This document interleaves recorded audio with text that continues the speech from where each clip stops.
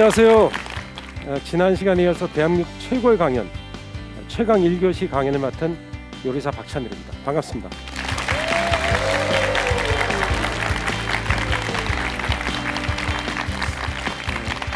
지난 시간에 한식의 뒷모습, 열화와 같은 여러분들의 반응에 힘입어서 이번 시간 두 번째 시간 계속 이어가도록 하겠습니다.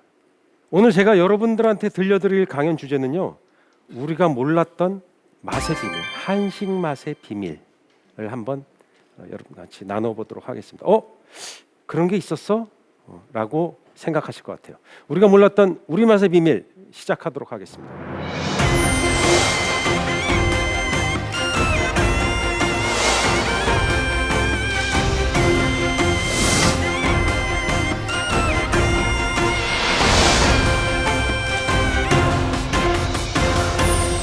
한식은 어떻게 탄생되었을까? 지난 시간에도 잠깐 한식의 유별난 발자취를 여러분들하고 좀 지켜봤는데요. 한식의 탄생사, 한식의 발달사는 좀 틀려요. 한식이란 우리나라 고유 음식의 현재의 얼굴, 그렇죠. 그 긴 시간 동안 쌓아온 지금의 음식의 결과물, 그리고 그때의 음식까지 다 통틀어서 한식이라고 할 수 있습니다. 한이란 말은 물론 한국이란 뜻이긴 하지만 우리의 역사까지도 아우르는 용어로 그냥 지금 사용하고 있습니다. 한식의 특징은 그러면 몇 가지 한번 얘기해 볼까요? 한식의 특징, 한식하면 떠오르는 거 아무거나. 한식, 김치, 김치 맞아요. 김치가 있어요. 외국에는 김치 같은 게 잘 없어요. 피클, 여러분 피클을 김치처럼 먹을 것 같아요? 아니에요. 대개 피클은, 유럽에서 피클은 그렇게 먹기도 하지만 보통 전체처럼 먹는 경우가 많아요. 스파게티 먹을 때 피클 안 나와요. 그래서 이태리 식당에 한국인들이, 관광객들이 오는 식당에 보면 이렇게 써 있어요. 영어로 노 피클, 이렇게. 자기는 피클 없다고. 피클을 사려면 이탈리아에 갔을 때 피클을 살 때는 저길 가야 돼요. 외국 식품 파는 코나 가면 독일 피클이 있어요. 이태리 사람들은 스파게티 먹을 때 피클을 안 먹어요. 그러니까 모든 탄수화물 먹을 때 늘 김치를 이렇게 먹는 사람은 한국밖에 없어요. 일본 있죠. 단무지 같은 거, 그렇죠. 근데 그것도 먹을 때도 있고 안 먹을 때도 있어요. 일본 정식에는 보통 나오는데 꼭 먹는 게 아니에요. 예를 들면 예전인데요. 일본에 가서 라면 있잖아요. 라면집에 갔는데 단무지를 안 주는 거예요. 라면은 단무지 필수 아니에요? 단무지를 달라 그랬더니 주인이 당황하면서 단무지가 없다는 거예요. 저는 속으로 뭐 이렇게 이상한 집이 있어. 그러더니 이 주인이 한참 고민하더니 어디서 단무지를 가지고 왔어요. 옆집에서 빌려왔어요. 단무지가 없어요. 라면집에.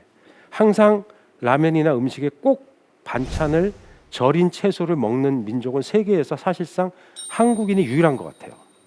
그 정도로 김치를 좋아해요. 또 뭐 있죠? 된장, 맞아요. 찌개, 국, 탕. 그래서 우리는 탕반 문화라고 합니다. 탕은 국물 있는 요리를 뜻하죠. 중국도 탕이 있던데, 서양도 탕이 있던데, 일본도 있던데, 탕이 있어요. 근데 탕을 항상 곁들여 먹는 민족은 우리밖에 또 없어요. 우리는 국물 없으면 쓰러져요. 젊은 세대인 학생들도 그렇죠. 탕이나 국물 나와야 좋아하죠. 안 좋아해요? 좋아하죠, 그죠? 탕은 어렸을 때부터 이렇게 먹으면서 우리 몸에 길들여져서, 특히 이 한반도는 좀 겨울에 춥고 뭐 이래서 좀 이 탕국물하고 같이 먹어줘야 또 탕을 통해서 우리가 다양한 음식물들을 섭취하는 그런 방법으로 발전해 왔습니다. 특히 말씀하셨듯이 된장이라는 고유한 양념이 있으므로 그것을 잘 먹기 위해서 국에다 풀다 보니까 탕국물이 발달한 거죠. 또 하나 중요한 얘기를 지금 하고 싶은데요. 반찬이 많다. 반찬이 많다. 물론 사진에 보이듯이 옛날에 저렇게 반찬을 많이 놓고 먹지는 않았어요. 저것은 나중에 우리가 풍요로워지면서 관광 상품화 되면서 반찬 가짓수가 많아진 거예요. 또는 요리집에서 반찬을, 자신의 솜씨를 과시하고 싶어서 또 손님들이 좋아하니까 반찬을 자꾸 주다 보니까 늘어나는 거예요. 자꾸. 우리가 한정식이라는 얘기 흔히 하죠. 근데 한정식에 나오는 반찬 중에 뭐가 있냐면요, 마카로니 마요네즈 무침 같은 게 있어요. 예, 마카로니 사라다 이런 거 있어요. 이상하지 않아요? 야, 한정식에 왜 마요네즈가 들어가? 그 정도로 한식이라는 건 포용력이 되게 넓어요. 햄버거 같은 것도 구워서 반찬으로 나올 수 있잖아요. 얼마든지. 그 정도로 한식의 영역이 확장되고 있습니다. 옛날에 임금의 반찬 가짓수도 장류 빼고 12첩 반상까지가 최대였잖아요. 물론 잔치를 하면 몇십 가지를 차려놓고 잔치를 지내지만 일상의 식사는 12가지까지도 되게 안 먹었어요. 임금도 되게 뭐 5가지, 6가지 이렇게 먹고 말았어요. 특히 흉년이 들면 스스로 반성하고 근신한다는 의미에서 그 왕이 부덕해서 흉년이 났다고 생각하는 거죠. 그래서 모범을 보입니다. 반찬 2가지, 3가지 갖고 식사를 했다는 기록도 많이 나옵니다. 그렇지만 어쨌든 우리는 반찬 가짓수가 좀 많아요. 근데 한번 봅시다. 전후를 나눠볼까요? 어느 게 전이죠? 예, 왼쪽이죠. 근데 얼핏 보면 구별이 잘 안 돼요. 먹고 나서도 반찬이 많이 남아요. 그 정도로 우리는 반찬을 많이 줘야 좋아한다. 근데 이렇게 반찬을 많이 깔았으면 자, 좋다. 밥을 따로 떼놓고 반찬의 숫자를 한번 매겨볼까요? 몇 가지 정도 있는 것 같아요? 예, 한 대략 30가지 있다고 칩시다. 1번부터 30번이 있어요. 그러면 여기 4분이 저랑 같이 밥을 먹으러 갔어요. 아니, 여기 전체 오신 분들이 방청객이 전부 저랑 같이 밥을 먹으러 갔어요. 그래서 저런 상을 똑같이 받았어요. 같이 시작해서 밥을 먹었어요. 밥 한 공기를 사람마다 틀리지만 통상적으로 12번에서 20번 사이에 나눠서 먹습니다.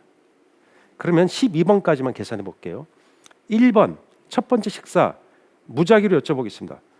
선생님 같은 경우는 1번 식사에 저 반찬 1하고 30을 그냥 아무 숫자나 뭐를 먹었겠어요? 첫 번째는 지금 먹는다고 생각하고 그냥 예, 그럼 번호로 그냥 아무 번호나 얘기해 보세요.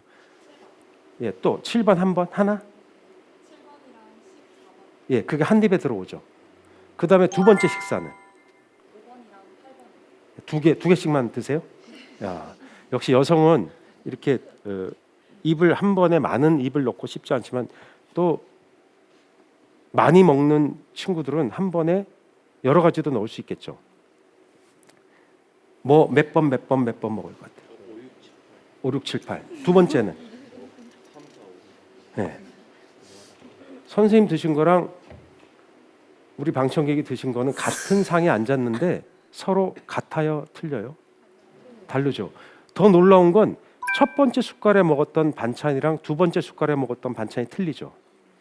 방청객도 그렇죠. 다른 분들은 어떠세요? 똑같아요. 1, 2, 3, 1, 2, 3, 1, 2, 4 이렇게 먹어요. 그렇게 안 먹죠. 반찬이 많으니까 계속 반찬이 적었다고 한번 생각해 봅시다. 반찬이 5가지예요. 아니, 좋아. 3가지야. 그래도 또 틀려요. 1번에는 1, 1. 두 번째는 1, 2. 세 번째는 1, 2, 3. 네 번째는 3. 5번째는 2, 3. 이렇게만 먹어요. 그렇게 조합을 따져도 숫자가 여러 개가 나와요. 그럼 밥 한 공기가 다 없어져요. 똑같은 음식을 차려놓고 먹었는데 사람마다 다 먹은 감정이 달라요. 서양 음식은 어때요? 코스로 나오죠? 여러분들이 100명 아니라 1000명이 앉아 있어도 서양 음식 코스 4개가 나왔다 치면 똑같은 걸 먹어요. 절대 변수가 없어요. 아, 나는 이걸 다음 접시가 나오면 섞어 먹어야지 이런 게 없습니다. 그냥 안 먹으면 가져가죠. 이게 바로 한식의 특징입니다. 단점도 있어요. 이렇게 저렇게 섞어 먹다 보니까 뭘 먹었는지 정확치가 않아요. 김치를 먹어버리면 김치 맛에 수렴되는 경우도 있어요. 강한 양념이니까. 그렇지만 여기에 뭘 넣었지 하고 1번, 9번, 3번이 합쳐진 새로운 맛을 각자 느끼게 됩니다. 약간의 밥상을 받을 때마다 신세계가 펼쳐지는 거예요. 저렇게 한정식을 한 상 차려놓지 않더라도 매일 먹는 식사가 여러분 똑같은 식사가 없어요. 약간 이상하지 않아요? 왜 한식은 그렇게 발전해 왔지? 왜 사람마다 다 다른 음식을 먹지? 그래서 한국인의 특질과 관계가 있다고. 한국 사람들은 단결 단합도 잘하지만 개성이 굉장히 강해요. 그래서 똑같은 걸 강요하는 걸 굉장히 싫어해요. 자의식도 되게 강합니다. 이런 민족의 특질과 한식의 발달에는 뭔가 느슨하지만 뭔가 연관성을 가지고 있다고 저는 생각합니다. 그래서 그림을 그리잖아요. 이건 뭐 통계를 낸 건 아닌데 통상 우리나라 학생들이 물감의 숫자나 크레파스 숫자가 제일 많아요. 한 그림 안에 색깔을 되게 많이 섞어요. 그 제일 좋아하는 게 무지개야. 7색을 그리고 싶거든. 그 정도로 다채로운 것에 대한 감이 되게 뛰어납니다. 한국 사람들이. 그러니까 한식에도 그대로 표현되고 있는 거예요. 먹을 때마다 음식 맛이 달라지다니. 근데 그게 무슨 의미가 있어? 라고 생각하겠죠. 근데 그렇게 먹은 음식이 우리가 어떤 음식의 맛을 구별하고 음식의 다른 결과물을 가져오는데 우리의 감정이, 생각이, 혀가 계속 반응하고 있다는 거예요. 그래서 까다로워요. 한국 사람들처럼 음식에 까다로운 사람이 없습니다. 그 자기 먹었던 고유한 맛의 기억들을 굉장히 강하게 주장합니다. 그래서 어디서 밥 먹으면은 이건 이렇게 하는 게 아닌데라는 얘기를 제일 많이 하는 것도 한국인이에요. 자기 주장이 굉장히 강해요. 그래서 한식 만드는 게 어려워요. 그래서 한식당의 주인들이 스트레스가 제일 심해요. 예, 한국 음식이 만들기 어려운 거예요. 그만큼 제일 쉬워야 된다고 생각하지만 실제로는 까다로운 손님들이 너무 많아가지고 제 주변의 동료들도 한식이 너무 힘들어요라고 하소연을 합니다. 그게 한식의 특징이에요. 유럽의 한식은 코스별로 나온다 그랬잖아요. 한식은 원래 코스별로 나온다며. 그러니까 저게 유럽 음식이에요. 희한하네. 어떻게 한 상에 나왔지? 유럽은 코스별로 나온다며. 좀 전에 제가 그렇게 얘기했잖아요. 그런데 유럽이 저렇게 지금 코스별로 먹게 된 거는 100년밖에 안 됐어요. 그전에는 저렇게 한 상 놓고 먹었어요. 그러니까 우리나라식 음식이라는 것은 이게 한식은 꼭 한 상 놓고 먹는 거고 유럽식은, 서양식은 코스별로 먹는다, 이렇게 정립된 거는 그렇게 오래된 얘기가 아니에요. 그래서 원래는 한 상 놓고 먹다가 나중에 코스별로 바뀌어 나갔다. 그래서 이 음식은 뭐냐면 지금도 파는 곳이에요. 여기 손님들이 되게 많이 와요. 왜 오냐면 과거에 자기 선조들이 먹었던 음식의 문화가 이랬구나라고 여기서 확인해 볼 수 있는 거예요. 한 번에 많이 주니까 좋기도 하지만 야, 음식을 이렇게 놓고 같이 먹을 수도 있어? 라고 좀 신기해하는 거죠. 근데 이 음식은 한식하고 결정적으로 다른 면이 있습니다. 메인과 주종이 없어요. 한국은 어떻게 나눠지죠? 메인 요리가 그 중에 있어요. 분명히 뭐 강력한 찌개 또는 무슨 구이, 볶음 같은 게 있고 그 옆에 나물 반찬, 찬요리, 장아찌가 쭉 깔리는 거죠. 이거는 다 비슷비슷해요. 그냥 다 형제들이에요. 그런 차이로 같은 한상 차림이라도 한국의 한상 차림 안에는 계통이 있어요. 그래서 여러분들이 먹을 때 보면 한식에서 이렇게 먹으면 반찬을 나물류만 막 먹지 않아요. 반드시 메인으로 갔다가 전체 요리 같은 거에 갔다가 찬 요리 갔다가 섞어서 뭔가 먹습니다. 균형을 그 상 안에서 스스로 찾아요. 그게 바로 한식의 독특한 특질입니다. 이제부터 알고 드시면 내가 우리 한식이 이런 특징이 있구나. 그걸 또 다르게 해석하면 비빔밥 문화라고도 합니다. 비빔을 다 비벼서 거기 올라온 재료를 새로운 결과물을 얻는 거죠. 고독한 미식가라는 유명한 프로그램이 있죠. 만화도 있었고 그 친구가 한국에 왔을 때 전주에 가서 그 비빔밥을 먹어요. 거기 올라간 다채로운 재료를 비비면서 비빔의 어떤 미학을 느끼게 돼요. 근데 그분이 그 일본의 영화 배우예요. 탤런트 겸 영화 배우인데 그분은 한식을 이미 어느 정도 정보를 갖고 온 거예요. 비빔밥에 대한 정보를. 처음에 한식이 외국에 진출했을 때 상당히 어려웠어요. 왜냐하면 위에 8개 예를 들어서 반찬을 얹어주죠. 그러면 그걸 하나씩 먹었어요. 사람들이 하나씩. 그리고 맨 나중에 고기를 먹고 그 다음에 밥을 퍼서 먹어요. 그 섞여진 것에 대한 맛을 이해할 수 없어요. 그래서 우리는 섞어진 것에 대한 혀의 분별력, 그것의 최종적인 맛을 굉장히 잘 알아요. 그 친구도 잘 안 섞어요. 한국에 이민 온 이탈리아 친구가 있어요. 그 친구가 처음에 한국 어른들하고 같이 사는데 그 어른들이 항상 그런 거예요. 서방아, 제발 밥상이 있으면 밥과 국과 찌개와 반찬을 같이 먹어라. 어머니, 저는 안 돼요. 저는 이탈리아에서 이렇게 먹었기 때문에 이렇게 먹을 수가 없어요. 어떻게 먹냐면요, 맨 처음에 전체에 해당하는 나물부터 먹어요. 나물을 그냥 먹어요. 밥찌개 다 있는 나물만 먹다가 샐러드 같은 거 이렇게 그런 거 먹다가 그 다음에 생선을 먹어요. 생선, 뭐 찜이나 구워진 생선만 먹어요. 먹고 고기를 먹어요. 고기 먹고 맨 나중에 밥을 먹어요. 그게 코스예요. 이탈리아식 코스를 그대로 한상 안에 줘도 순서대로 먹어요. 왜 그렇게 먹냐고 물어보니까 섞어 먹으면 먹은 것 같지가 않다는 거예요. 그래서 한상 줘도 순서대로 이탈리아식으로 코스를 구성해 먹는 거예요. 그만큼 한 사람의 어떤 문화에 속한 식습관이라는 건 한 번에 바꾸기가 어려워요. 근데 우리는 섞여지는 맛, 각자 다르게 해석하는 맛, 1번과 7번과 5번의 반찬, 어쩔 땐 한 가지를 먹어서 밥과 반찬만 먹죠. 어쩔 땐 밥과 김치와 국을 먹죠. 어쩔 땐 국과 생선구이와 콩나물을 먹어요. 이런 통합적인 맛이 굉장히 강합니다. 거기서 새로운 맛을 창조해냅니다. 그걸 내가 만들어내지 않아도 내 혀가 그렇게 반응하는 거예요. 그래서 한식의 특징이 상당히 까다롭고 맛이 되게 복합적이에요. 그러니까 서양 음식을 먹으면 양념을 여러 가지 넣지 않아요. 하나에 간결하게 하나의 맛을 표현해요. 그러나 한식은 섞여져 있기 때문에 굉장히 결과가 달라지는 음식들이 나옵니다. 각자 먹은 음식들이 다 다르다는 거, 이거야말로 한식의 놀라운 특징이라고 저는 생각합니다.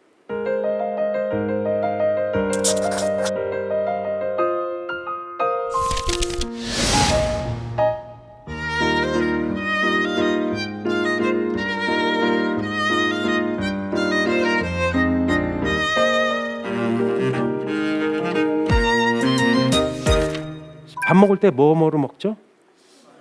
예, 숟가락하고 또 젓가락으로 먹죠.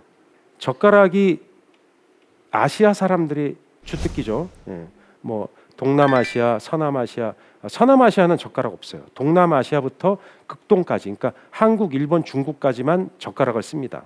서남아시아는 주로 수식 문화가 많죠. 손이 제일 깨끗하다고 종교적으로 믿고 있기 때문에 그렇습니다. 남해 썼던 숟가락이나 이런 걸 안 써요. 손으로 드시는 분, 그런 나라가 많은데 하나의 존중해야 될 문화죠. 우리는 수저를 다 씁니다. 그런데 한중일 삼국으로 띄워놓고 얘기해 보자고요. 숟가락을 제대로 많이 쓰는 나라는 한국밖에 없어요. 그리고 젓가락이 금속인 것도 우리나라밖에 없어요. 그거 혹시 생각해 보셨어요? 관광 다니시다가 한국만 그래요. 한국만 금속으로 돼 있고 또 숟가락을 되게 많이 써요. 근데 지금 점점 숟가락을 덜 씁니다. 젓가락만 갖고 식사하시는 분 전혀 문제 없다. 그거 봐, 많잖아요. 옛날엔 젓가락만 갖고 식사하면 식사 예절이 아니라고 혼났어요. 근데 지금은 문화가 바뀌는 거예요.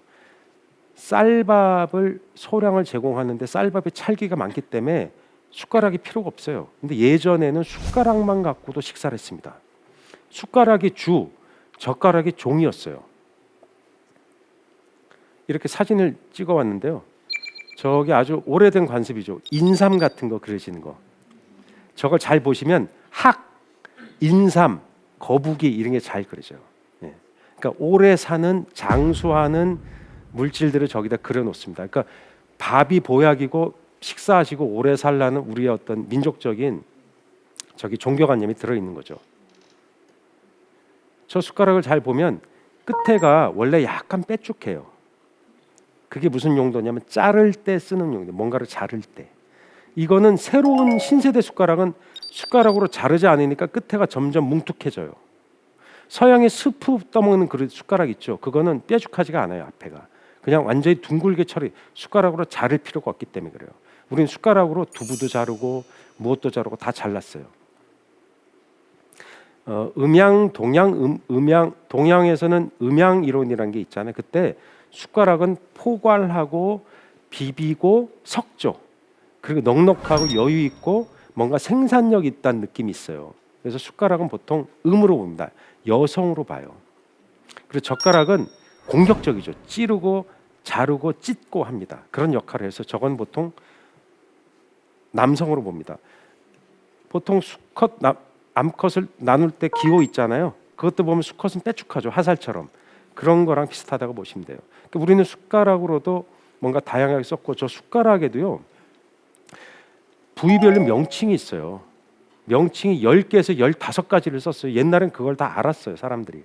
뭐 숟가락 등, 숟가락 날 이런 것으로 다 이름이 있었는데 지금은 안 써요. 그냥 기억하는 사람도 없고. 그러니까 숟가락이 점점점 효용성이 퇴행돼 가고 있어요. 그러나 예전에는 우리가 숟가락으로 주로 먹었습니다. 지금 저렇게 하는 거 기억나세요? 제가 일부러 연출한 거예요.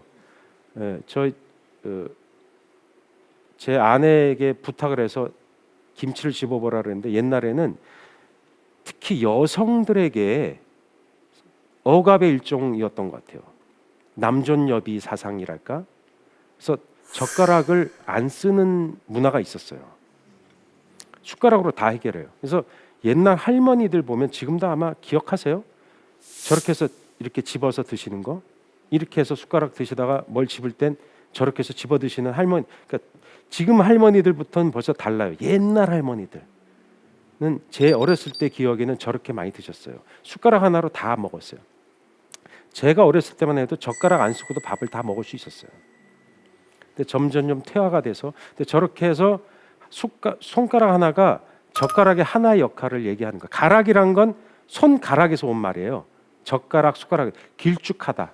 그래서 손가락하고 젓가락, 숟가락은 같은 어미를 가진 말들이에요. 근데 저렇게 잘라진 걸 저렇게 먹던 관습이 있었습니다. 그런데 저렇게 쓰다가 먹기도 했지만 손으로 먹기도 했어요. 상당히. 우리가 식탁에서 손으로 뭔가를 사용을 많이 했어요. 지금도 어머니들이나 아버지들이 자식한테 뭘 생선을 발라주거나 이럴 때 손을 잘 쓰죠. 저 김치를 손으로 한번 찢어서 잡숴보세요. 어머니한테 찢어 달라 그래도 되고 본인이 한번 찢어서 잡숴보세요. 김치 보통 상에 올라갈 때 어떻게 올라가요 요새? 이렇게 잘라서 올라가죠. 길이를 안 자르죠.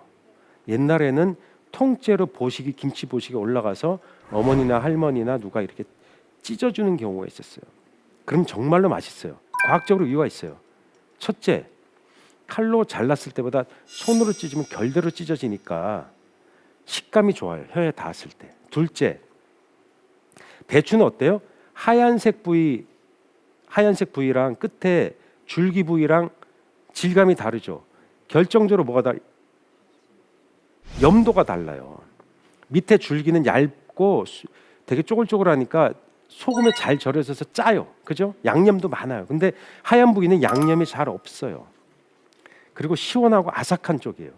근데 그걸 중간 부위도 또 있죠. 이렇게 찢어서 넣으면 입에 들어갔을 때 줄기 부위랑 아삭한 부위랑 각각 다른 맛을 우리 혀에다 제공해요. 전혀 다른 맛이 나와요.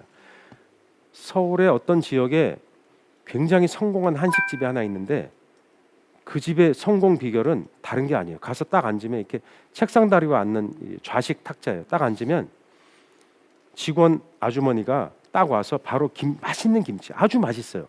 김치 보시기를 딱 들고서 딱 놓고 바로 찢어줍니다. 거기서 옆에서. 근데 그게 그렇게 맛있는 거예요. 그러니까 물리적인 맛이란 건 우리가 어떻게 생각해요? 화학적인 맛이라고 생각하잖아요. 맛은 그렇죠. 혀에 닿았을 때 화학적이죠. 근데 물리적인 맛도 생각보다 굉장히 중요해요. 칼국수 좋아해요? 소면 좋아해요? 수제비 좋아해요? 다 틀리죠. 네, 다 틀려요. 육수는 똑같은데 그 밀가루 반죽도 똑같아요. 밀가루를 반죽을 했어요. 물 넣고 밀가루 넣고 소금 넣고 반죽했어요. 자, 뭐 해줄까? 엄마 칼국수. 그러면 펴갖고 송송 썰고. 엄마 수제비. 그럼 뜯어서 넣잖아요. 육수는 똑같아요. 뭐 김치로 하시든 멸치로 하시든 똑같아. 근데 나는 수제비는 죽어도 싫어 이런 사람이 있어요. 그게 뭐겠어요? 물리적인 맛이란 건 의외로 굉장히 큰 영향을 줘요. 생각보다. 똑같은 건데 반죽은 똑같잖아요. 그게 바로 물리적인 맛을 우리가 이해하게 되면 한식을 더 재밌게 즐길 수 있다라고 여러분들한테 소개를 해드리는 겁니다. 이것 보세요. 외국은 중국 갔는데 일본 갔는데 숟가락 주던데 주긴 줘요. 근데 보조예요. 보조. 우리나라가 정말 숟가락이 문화예요. 저 라멘이에요. 라멘은 원래 중국에서 온 겁니다. 중국이 일본에 전해준 거예요. 그러니까 중국에 원래 라멘의 원조가 있어요. 저런 탕면 그릇이 나옵니다. 그럴 때 저 숟가락을 줍니다. 저건 국물이 있는 요리이기 때문에 숟가락을 줘요. 얘네가 비빔면이다, 짜장면을 줄 땐 숟가락은 안 줍니다. 오른쪽에 카레 줘. 카레 먹을 땐 숟가락을 줘요. 근데 이거는 외래 음식이잖아요. 그래서 숟가락을 일본에서 쓸 뿐이지 원래는 모든 음식은 일본은 그러니까 일본의 정식이라고 있죠. 일본식 정식 생선구이 또는 생선 요리 뭐 절임 반찬, 국 이렇게 나오는 정식엔 딱 젓가락만 딱 줍니다. 숟가락 안 줘요. 그 정도로 우리는 숟가락의 문화, 숟가락을 발전시키는 문화. 그러니까 숟가락과 젓가락을 서로 교대하면서 유효하게 같은 성질을 같이 써오던 한식의 특징이 있었던 거죠. 지금은 점점 바뀌어서 많은 분들이 아까 손을 들었듯이 젓가락만 갖고도 식사를 할 수 있게 바뀌었어요. 우리도 우리의 습관이라는 것도 생각해 보면 그렇게 빠른 시기에 변해버려요. 잠깐 사이에. 그러니까 한식은 살아있는 동물이다. 그대로 고착화돼 있지 않다. 여러분들이 치킨을 그렇게 많이 먹게 될 줄 누가 알았어요? 치킨은 한식이 아니에요? 후라이드 치킨 한식 아니에요? 한식이에요. 이렇게 완전히 한국화돼서 많이 먹는 나라는 한국밖에 없어요. 원래 미국의 켄터키주 남부에서 시작된 이 후라이드 치킨 방식이잖아요. 그래서 하는 치킨이 있잖아요. 그런 것들이 한국에 들어왔는데 그 닭을 키우는 방식이며 그걸 먹는 방식도 유럽과 미국의 스타일이에요. 근데 우리는 독자적으로 발달했어요. 그래서 구글에다 치잖아요. 그럼 뭐라고 나오냐면 코리안 프라이드 치킨이라고 나와요.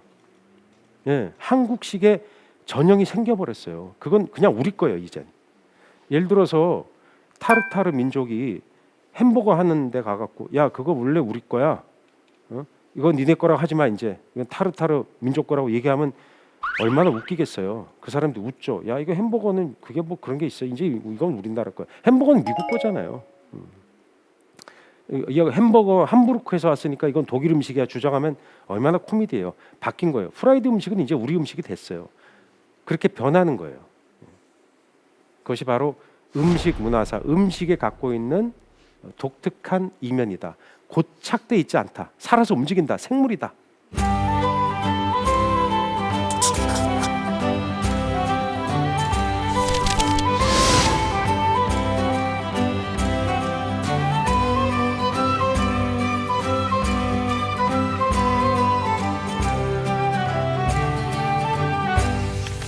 이거 좋아하시죠? 다 처음으로 대답이 크게 나오네. 좋아하시죠? 네. 저는 돈이 없는데 진짜 많이 먹어본 적이 있어요. 이태리에 있는데 이태리 말을 못할 때예요. 그래서 어떤 식당에 갔는데 영어를 못해요. 그쪽 사람들도 영어를 잘 못합니다. 그리고 관광지 도시도 아니어서 영어가 서로 전혀 안 통해요. 지금처럼 번역기가 있지도 않잖아요. 그래서 이렇게 보면 스테이크 이제 그거 이름은 알았어요. 그래서 이거 달라고 그랬더니 뭐 얼마나 달라는 거 같은데 약간 곤란해하는 표. 고기를 갸웃가면서 막 이러는 거예요. 그래서 그냥 1인분 달라 1인분 이랬더니 1인분 막 이런 동양인이라고 차별하는 거야? 안 팔겠다는 거야? 약간 이제 1인분 그랬더니 알았다고. 주방에 들어가더니 고기를 갖고 나오는데 이만한 고기를 가져 나온 거예요. 1kg. 왜냐하면 이렇게 등뼈를 양쪽에 부어진 이게 뭐냐면 티본 스테이크라고 합니다. 이탈리아에서는 비스테카 알라 피오렌티나라는 지역의 이름, 피렌체 쪽에 유명한 스테이크예요. 이 스테이크는 양쪽에 살이 붙여야 되고 두께가 어느 정도 나와야 맛이 있기 때문에 얇게 자를 수가 없어요. 그래서 소도 되게 커요. 소가 1톤이 넘어요. 한 마리가. 그러니까 이것도 되게 이렇게 크게 나와요. 그러니까 얇게 자를 수 없으니까 좀 두껍게 자르다 보면 무조건 최소 1kg가 넘어야 돼요. 그러니까 그 친구 얘기는 저를 걱정한 거예요. 야, 이거 혼자 왔어? 1kg 넘는데 너 먹을 수 있어? 1인분 달라고. 야, 너 1인분 1kg 먹을 수 없는데 야, 너 먹어도 되게 나중에 나한테 뭐라 그러지 않을 거지? 1인분 달라고. 서로 딴소리 한 거예요. 근데 다 먹어봤어요. 진짜 다 들어가요. 고기를 그렇게 먹으니까 한 달 동안 고기를 쳐다보기가 싫더라고요. 아까워서 다 먹었어요. 이렇게 덩어리 고기를 먹어요. 서양은. 그죠? 근데 물론 옛날에 유럽도 가난해서 이렇게 고기를 왕창 구워 먹지 못했어요. 근데 대체적으로 구워서 먹는 문화. 그래 구워서 썰어 먹죠. 포크 나이프를 제공하죠. 각자 썰어 먹어요. 물론 그 전에 옛날에 중세 시대에 절대 왕정 시대에는 고기를 어떻게 먹었냐면 왕이 자기 위세를 가시하기 위해서 음식을 차려요. 그래서 영주들이나 다른 나라 왕 뭐 다 불러놓고 어떻게 차려? 송아지 3마리, 뭐 백조 5마리, 오리 30마리 이렇게 통으로 구워서 쫙 진열했어요. 그다음에 그걸 칼로 썰어갖고 사람들한테 이렇게 제공해 줬습니다. 그런 식사 문화도 있었어요. 여튼 이렇게 통으로 구워 먹는 문화가 있었어요. 우리나라는 보통 좀 달랐죠. 그래서 이렇게 이거는 양갈비입니다. 서양 음식이 이렇게 보면 뒤에 와인이 있죠. 네, 와인. 서양 음식은 국물이 없죠. 없다 그랬죠. 스프 있잖아. 스프 국물이잖아. 스프는 국물이 아니에요. 제가 고등학교 때 경양식집이라고 했어요. 옛날엔 돈가스 파는 집을 경양식집이라고 불렀어요.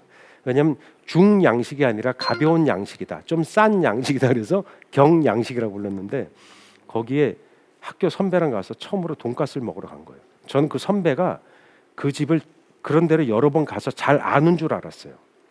근데 그 선배랑 앉아 있는데 처음에 스프가 딱 나오더라고요. 근데 그 선배가 안 먹어요. 그래서 저도 이제 안 먹었어요. 그걸 휙 가져가더라고요. 아르바이트생이. 그다음에 이제 샐러드를 갖다 주는데 그 선배가 안 먹어요. 저도 안 먹었어요. 또 휙 가져가요. 그래서 나중에 돈가스가 나오면 데워서 다 갖다 주려고 그러나 보다. 그렇게 생각했어요. 근데 다시 돈가스가 나왔어요. 이제 먹기 시작하는데 스프가 안 나오는 거예요. 목이 메이는데 스프를 마시면서 먹어야 되지 하고 생각했는데 스프가 안 줘요. 그래서 말을 못했어요. 창피하잖아요. 저기 스프 안 줘요. 말을 못했어요. 알고 봤더니 아시죠? 코스니까 안 먹으면 가져가는 거예요. 우리는 그 형한테 내가 물어, 형 왜 그랬어요? 했더니 나도 사실은 처음이었는데 고기 나오면 국물 주길래 같이 먹으려고 기다렸지.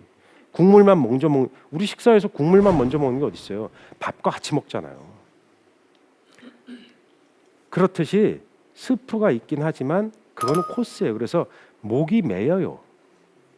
그리고 소스를 우리처럼 많이 주질 않아요. 보통은 와인이 그 역할을 합니다. 술이 보통은 유럽에서는. 그러니까 우리 식사와 다른 거예요. 우리는 국물 요리가 있어요. 어떻게? 탕을 끓여서 먹죠. 이렇게 탕을 끓여 먹기. 우리는 유럽은 고기 중심 식사가 정착하면서 아무래도 덩어리 고기를 많이 먹다 보니까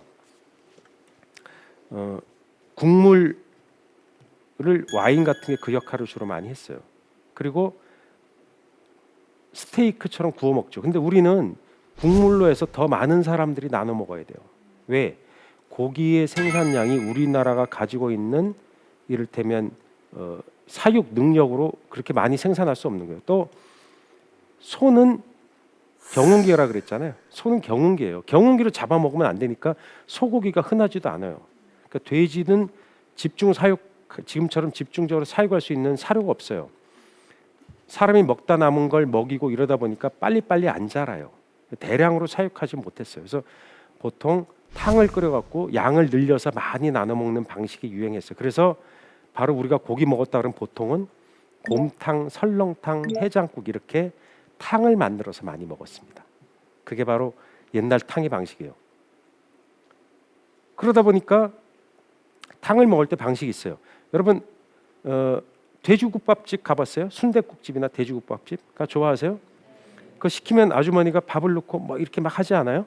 그런 거 본 기억나요? 그걸 뭐라고 불러요? 예, 맞습니다. 토렴이라고 부릅니다.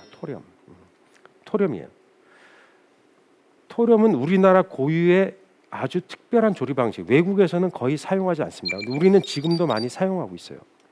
그게 옛날에 가마솥에 밥을 지으면 전기밥솥이 없잖아요. 그럼 밥을 퍼놔야 될 거 아니에요? 밥이 식죠. 딱딱해져요. 그대로 주면 맛이 없죠. 보온밥솥이 없으니까. 또 데울 수 있는 전자레인지도 그때는 없었죠. 밥을 국에다 넣고 국물을 퍼서 보온을 시키는 거예요. 한 10번, 15번쯤 하면 그 차가웠던 밥이 따뜻해져요. 게다가 과학적으로 식은 밥을 국물을 데펴서 하는 동안에 밥 알갱이 안에 육수를 머금는 양이 늘어난대요. 그래서 더 맛있어요. 그냥 토렴을 하자, 뜨거운 밥을 하잖아요. 그럼 국물이 탁해져서 고기 국물 맛이 이상해져요. 그래서 반드시 찬밥으로 하는 게 더 맛있다. 이게 바로 우리의 전통 조리 방식인데 점점 없어져요. 왜냐하면 어떤 젊은 사람이 어떤 식당에서 토렴을 해줬는데 그걸 개밥 같다 그랬어요. 개한테도 좀 미안한 일이지만 밥이 국안에 이렇게 들어있으니까 뭔가 정돈된 느낌을 못 받은 거죠. 우리는 원래 토렴해서 그 주는 집이었는데 그 손님이 오해를 한 거예요. 그래서 뭔가 다툼이 있었어요. 그 후에 그래서 여러 가지 그런 문화를 조사를 해봤더니 젊은 사람들은 토렴하는 걸 별로 좋아하지 않는다는 분들이 많았어요. 왜? 이해를 잘 못하는 거예요. 따뜻한 밥을 그냥 주면 되는데 왜 그걸 밥을 일부러 시켜서 저렇게 퍼주냐, 남이 먹다 남은 밥 주는 거 아니냐라고 오해를 하게 된 거죠.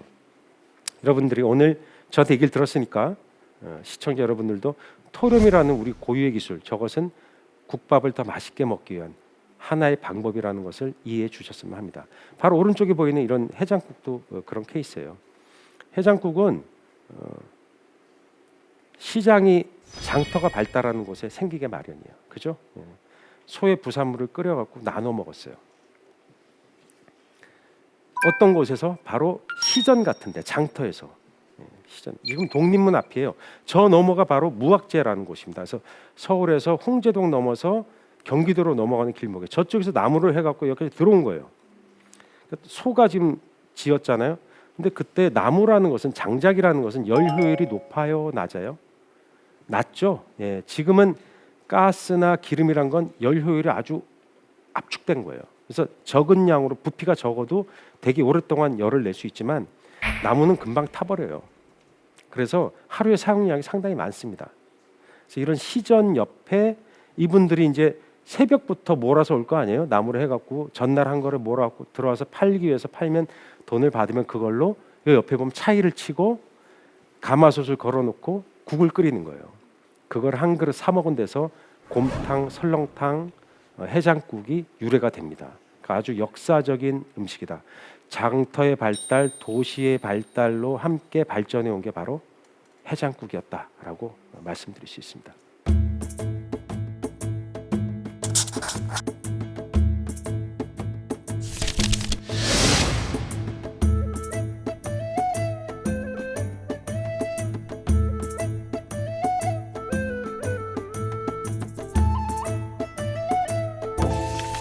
우리나라 음식 중에 정말 특이한 음식이 있어요.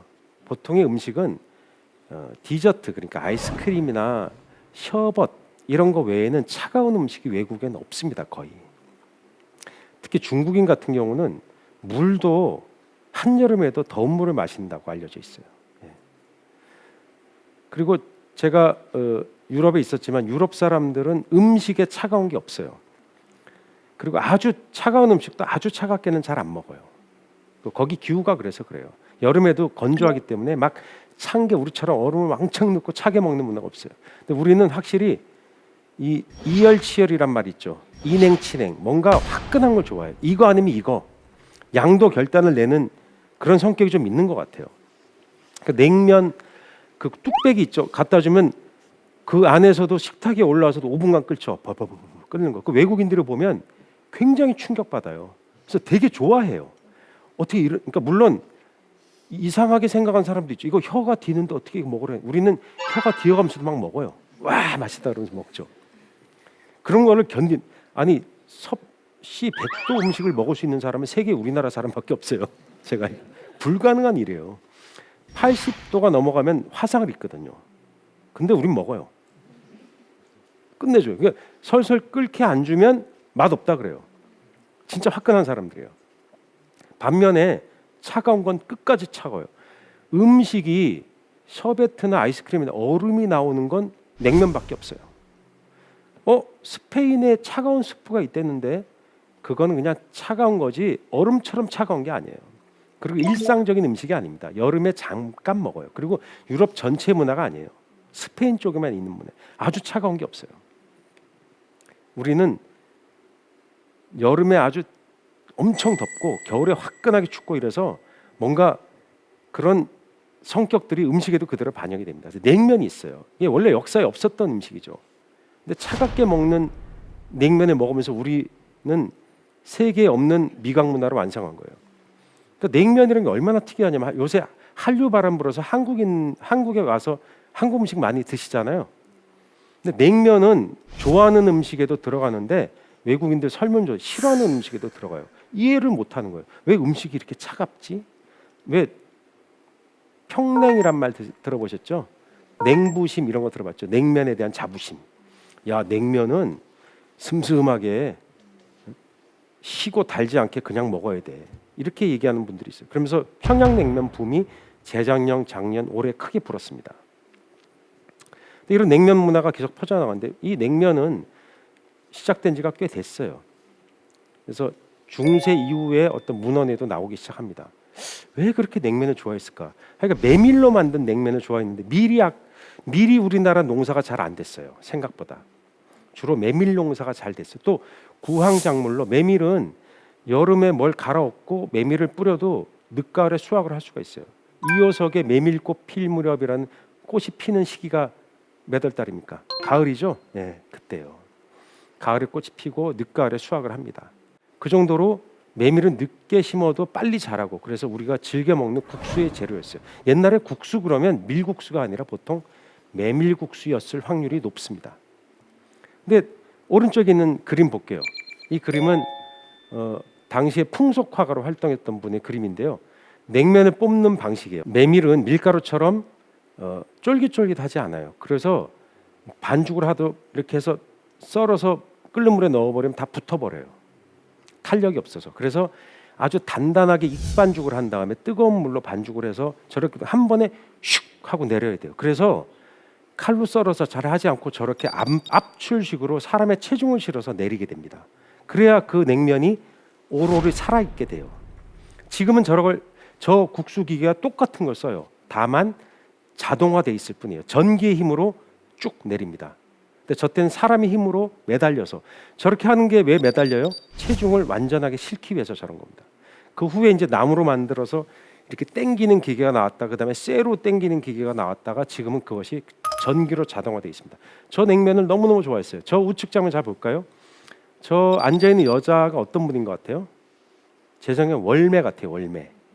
무슨 말이냐면 기생집이 아닌가. 술집이에요. 그렇게 유추가 됩니다. 그리고 선주후면이라 했어요. 상 위에 술병들이 나와 있죠. 다 먹은 술을 빼고 우리 전통 식사법이 뭐냐면 선주후면. 먼저 술을 마신 후에 면을 먹는다. 자, 이제 면을 갖고 오라고 해서 저 월매가 얘기하는 거죠. 이제 면을 대령하랍신다. 그러면 네 하고 면을 뽑는 장면입니다.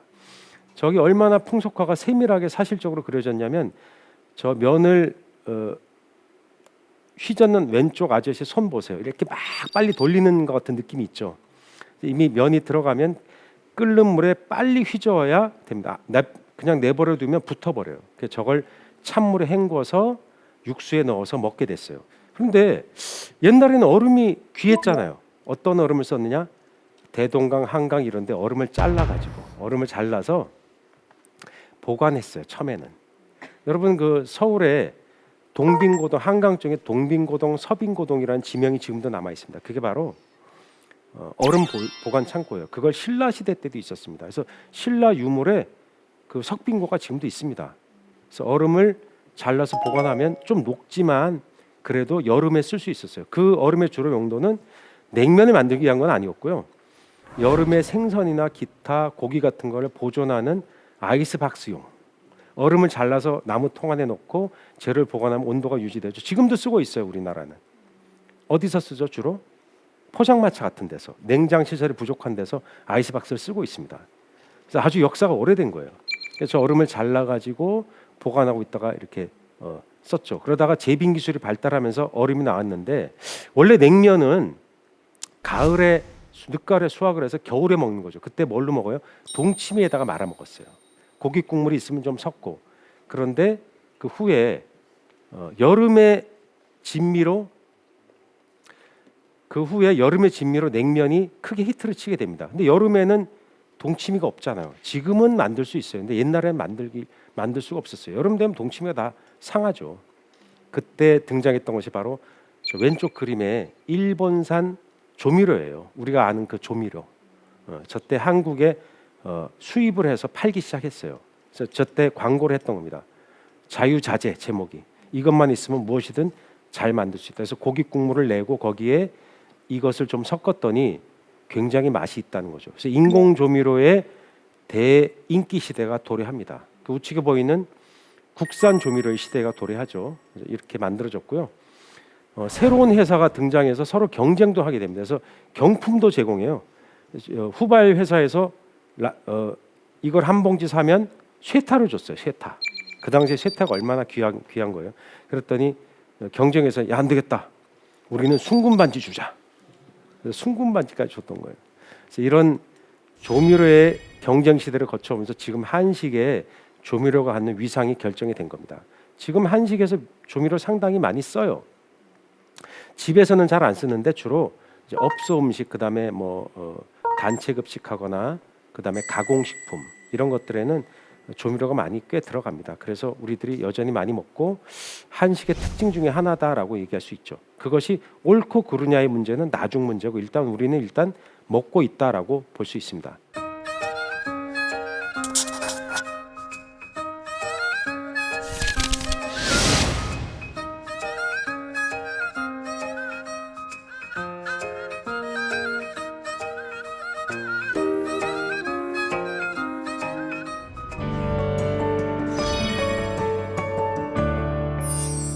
한 줄 명언, 역사는 지나가도 한식은 남는다. 우리는 이 땅에 살다가 언젠가는 우주로 떠납니다. 그런 그것이 세대가 계속 흘러가면서 변하죠. 한 사람의 인생은 생각보다 짧아요. 아주 오랜 것 같지만 우리들이 떠나가도 한식이라는 음식 문화는 계속 남아 있어요. 변화되면서 발전하기도 하면서 계속 꿈틀꿈틀 역동적으로 움직입니다. 그게 바로 한식이라는 어떤 상징적인 심벌입니다. 여기까지 대한민국 최고의 강연 최강 1교시 박찬일이었습니다. 감사합니다.